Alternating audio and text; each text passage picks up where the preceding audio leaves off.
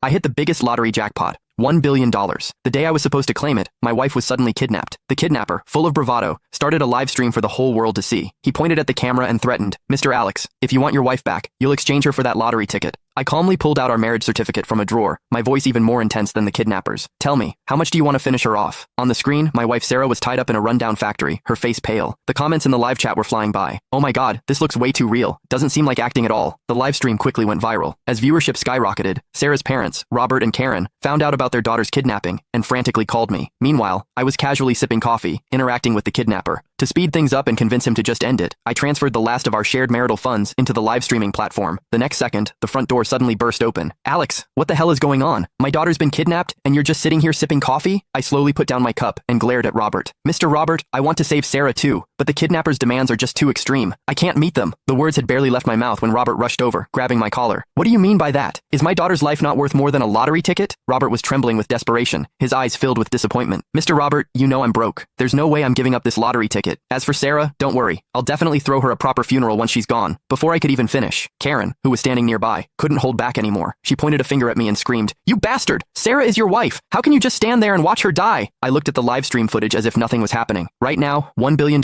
is definitely more important to me than your daughter's life. Just then, in the live stream, Sarah yelled my name at the screen. "Alex, I'm pregnant. If you don't want 2 lives lost, hand over that lottery ticket now." At her words, the comments exploded again. "What? They're kidnapping a pregnant woman? That's absolutely sick. Ugh, this poor woman. It's been so long, and her husband still hasn't done anything." Exactly. Money can be earned back, but if you lose your life, you really lose everything. As the live stream comments kept flooding in, the kidnapper grew visibly excited. He held up his phone with one hand, while the other grabbed Sarah's hair and forced her to the ground. A heart-wrenching scream for help immediately echoed through the video. "Honey, save me!" Sarah struggled to lift her head, her gaze fixed on the screen, tears still glistening in her eyes. The live stream audience was horrified by the scene, frantically pulling out their phones to call the police. Karen, seeing her daughter's miserable state on screen, stumbled and nearly fainted beside me. "Alex, did you hear that? My daughter is pregnant." I quirked an eyebrow. "So what if it's a kid? Once I claim my prize, countless women across the country will be lining up to have my babies." After a few more screams, the kidnapper's eyes were blazing red as he stared at the screen. "Mr. Alex, I'm giving you 1 hour to decide. Money or your wife and child." Mid-sentence, he suddenly grinned. "Oh, and I should warn you, I'm not a very patient man. Every 10 minutes, I'll chop off one of your wife's fingers until she bleeds to death." I sighed softly at my phone screen. "Don't bother with the fingers. Just go straight for the head. There's no way I'm giving you that lottery ticket. Forget about it." I turned to Robert and Karen. "I don't think you two need to worry too much. The police might have already located the kidnapper by now. Even though the live stream's IP address showed it was outside the country, the police might still find him." But Robert slammed his hand on the table. "Alex, everything you have now, you owe to our family. What right do you have not to save my daughter?" He wasn't wrong. The Roberts weren't super rich, but they were far better off than me, a guy who came from humble beginnings. Even my current job was thanks to Robert's connections.